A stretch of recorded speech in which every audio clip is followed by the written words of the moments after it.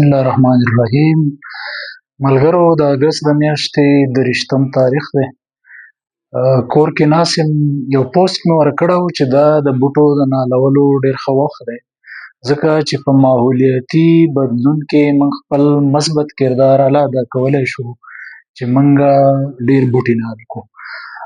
سټوډنټانو او کسانو تپوس کوو چې کوم د بوټني یا د بوټو یا د اګریکلچر سره د زیات مهارت د بنیاد پورې تعلق نشته، چې د بوټو څه داسې کردار دی.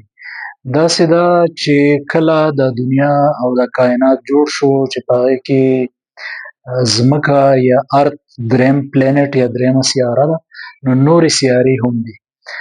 په دې کې څه خاص د ګیسونو اوسط اکسیجن، کاربن ډای اکساید، فاسفورس، نایټروجن، هغې خپل یو فکس مقدار و، هغه نه کمېد نه زیاتېدو. چې کله انسانان پیدا کېده شروع شو، انسانانو د خپل ځان لپاره څیزونه جوړول شروع کړه، انډسټري ډیولپ شو، ګاډي جوړ کړه. په هغه ګاډو کې، په هغه انډسټري کې، په کارخانو کې مختلف فاسل فیولز سوځېدل شروع شو، پټرول، ډیزل، قدرتي ګیس، کولا، لرګي، او د هغې انرژي په مدد باندې فیکټري چلیږي او مختلف څیزونه جوړوي. ته چې هر انډسټري والې چینی واخله، د دنیا هر څیز، د کپړو انډسټري انرژي پکې خرج کوي. نو چې کله دا پټرولیم مصنوعات یا فاسل فیول چې ورته په انګریزي کې وایي دا سوځي، نو د دې نه د بای پروډکټ یا کم زهرجن ګیس چې وځي، نو یا کاربن ډای اکساید یا کاربن مانو اکساید.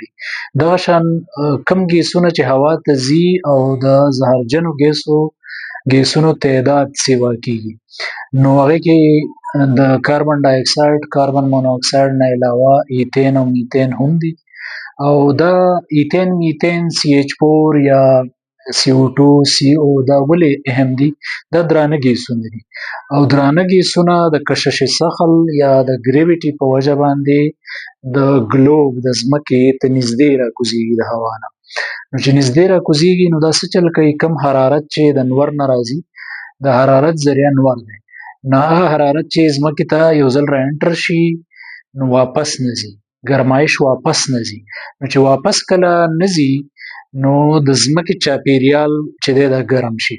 څنګه چې موږ په یو ګاډي کې ناست یو، شیشه بند دی، ایر کنډیشن نه وي، نو څه وخت بعد ګرمي جوړه شي او ټول خلک اواز کوي چې شیشه کولاو کوي، شیشه ښکته کوي، شیشه اخوا کوي. دا ولې وایي؟ ځکه چې هلته د انسانانو وتلی کاربن ډای اکساید دومره ډېر شوی چې هغه حرارت رانیسي او بهر ته یې نه پرېږدي. نو د ګاډي خو موږ شیشه کولاو کوو، خو د دنیا خو شیشه نشته چې موږ یې کولاو کوو. نو د دنیا نه به د کاربن ډای اکساید موږ څنګه کمو؟ دې کې ډېرې طریقې دي، مصنوعي طریقې هم دي. د کاربن ډای اکساید نه پروډکټ جوړېږي، څیزونه جوړېږي، پالیمر چین ته جوړېږي، خو هغه طریقې ګرانې دي. کاربن ډای اکساید کنډنس کېږي هم او په ډیپ اوشن کې ډیولپ نیشنز اچوي، او هوا چې دا هغه سپکوي چې حرارت پکې ډېر نه ډیولپ کېږي. خو زموږ غریب ملکونه، کومو ته چې ډیولپینګ کنټریز یا ډیولپینګ ملکونه وایي، هغه موږ دومره خرچه نشو برداشت کولی. نو په دې وجه باندې موږ له بوټي کرل پکار دي. بوټي څه کار کوي؟ یو عمل دی، په اردو کې ورته ضیاء تالیف وایي، د عربۍ ټکی دی. ضیاء رڼا ته وایي، تالیف تیارولو ته وایي. د رڼا په موجودګۍ کې خوراک تیارول. دا بوټی د رڼا، یعنې د نور د رڼا په موجودګۍ کې خوراک څنګه تیاروي؟ د ځمکې د زیلې نه اوبه ځي، ډیفیوژن اسماسس ټکنیکلیټیز ته نه ځم، او بره د شنې حصې ته راځي. دا شنه حصه د کلوروپلاست یا د کلوروفیل په وجه ده. په هره خلیه یا سل کې دننه کلوروفیل او کلوروپلاست چې کوم د هغې رنګ شین دی.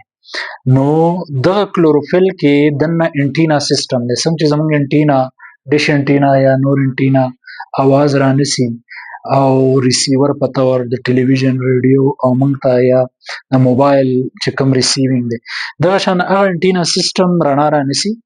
د ځمکې نه راغلي اوبه H2O، او په دې کې واړه واړه سوري دي، سټومیټا، د هغې په ذریعه باندې ګیس داخليږي، کاربن ډای اکساید د هوا نه. نو H2O او CO2 یعنی واټر او کاربن ډای اکساید یو ځای کېږي. په کلوروفیل کې دننه د کاربن د الکترون چین یو فیکټري ده، فوټو سیسټم 1 دی، فوټو سیسټم 2 دی. څنګه چې ما وی هغه ټیکنیکل ډیټیل ته زه نه ځم. او کاربن ډای اکساید CO2 او H2O په مدد باندې د ژوند اولنی مالیکول چې کاربن ډای ګلوکوز ورته وي C6H12O6 هغه مالیکول جوړیږي. د هغه ګلوکوز مالیکول نه وروستو بیا نور مالیکول جوړیږي په چین کې فرکټوز وغیرہ، او په ځینې ځای کې د سکروز لکه چینی چې د سکروز دا د فرکټوز او ګلوکوز کمبینیشن دی. او دا ګلوکوز ولې دی جوړی؟ دا د خوراک حصہ ده، د تنه دا پټ دیتا د ګلوکوز ضرورت دی. ځکه په دې بوټي کې د سیم ټایم د ساه اخیستو یو عمل رواني، ریسپیریشن، څنګه چې موږ ساه اخلو اکسیجن الو کاربن ډای اکساید پریدو، بوټي هم اکسیجن الي کاربن ډای اکساید پریدي. خو دا کوم عمل چې ما وی فوټوسنتھسس په دې کې د ریسپیریشن الټا کار کوي، کاربن ډای اکساید اخلي او اکسیجن پریدي، نو د هوا نه کاربن ډای اکساید کموي. نو چې څومره بوټي ریږي کاربن ډای اکساید به د هوا نه راکموي، ګلوکوز به جوړیږي، دا ګلوکوز به د بوټي هم استعمالوي. دا پاڼه چې کوم ساورې خوري که د وبلن بوټي الجی وغیرہ مهې خوري، هغه به د فوډ چین حصہ جوړي، مهي ته به راځي، واړه ته، کریړې ته، بیا غټ مهي ته، بیا خوراک چې کوم موږ مهي خورو موږ ته به راځي، نورو ځناورو ته به راځي. نو دغه ګلوکوز به حصہ جوړیږي دغه چین. دغه شان ساوري خوري، غوا، غوايه، میخه، د غوا پیو کې هم دغه ګلوکوز کردار د کوم چې دغه کاربن ډای اکساید نه جوړیږي. نو لہذا چې بوټي څومره ډیر شي دومره به ډیر زیات کاربن ډای اکساید بوټي واخلي، او چې ډیر کاربن ډای اکساید بوټي واخلي نو په فضا کې به کاربن ډای اکساید کم شي. نو چې په فضا کې کاربن ډای اکساید کم شي نو ګرمایش به کم شي. چې ګرمایش کم شي نو کم د اوبو راوړونکې هواګانې چې راځي هغه به په مقدار کې اوبه کمې راوړي. کم کلاود بس چې په بونیر سوات کې وشو هغه کلاود بس به کم کیږي، ځکه چې ټمپریچر فلکچویشن کمی، یعنی یخنی ګرمي کمی، په فضا کې بره ډیر یخ دی، نو بیا هغه هواګانې دومره په تیزۍ نه چوتي، نو په لږ وخت کې ډیر باران نه کیږي. پخوا به اوږدې اوږدې جړۍ وي، ځکه چې په فضا کې کاربن ډای اکساید کم او ګرمایش کم و. اوس هغه جړۍ کمې شوي دي، وریځ راشي په لږ ساعت کې کومه جړۍ چې به هفته، 10 ورځې، 2 هفتې، په میاشت به نری پشم په پشکال برسات کې ورېدو، هغه په دې کې نه وریږي، بلکې په یو ځای باران را خلاص شي، راوورېږي، پوره ځمکه ځان سره ویسي، فلډ راشي او نقصان وشي. نو د دې وجې نه بوټي خپل ډیر ښه کردار ادا کوي. د بوټو خو نور هم ډیر استعمال، لکه د فروټ بوټي موږ ته د فروټ میلاو شي، په فروټ کې مختلف وایټامین، په ځینو کې وایټامین C، B، D، E، K، په ځینو کې یو، په ځینو کې درې دا هم وي، کاربوهایډریټس پکې هم وي، لکه پروټین پکې هم وي، منرالز پکې هم وي، پوټاشیم، کیلشیم، میګنیشیم، کوم چې زمونږ د وجود، زمونږ د غوښې، زمونږ د هډوکي حصہ ده، فاسفورس وغیرہ. نو دغه فایده موږ له بوټي راکوي. خو د کمی فائدې ذکر چې زه کوم دغه ته اکولوژیکل بینیفټ یا انوایرمنټل بینیفټ وایي، د ایکسترا کاربن ډای اکساید جمع کوي. نو ځکه موږ وایو چې بوټي ډیر نال کوي، خوراک ته هم والی، غربت په هم کم کوي، ضرورت په هم پوره کوي، او د ماحول نه په ایکسترا کاربن ډای اکساید واخلي، با الفاظ دیگر ایکسترا ګرمي په کم کوي، او دغه شان د موسمي تغیر یا د بدلون د بدو اثراتو نه ځان بچ کړئ. په بل ویډیو کې به بیا موږ ټیکنیکل سیزونه هم ډیسکس کوو. زموږ سره اوسئ. امید لرم چې دا ویډیو به تاسو خوښ شي. شکریہ.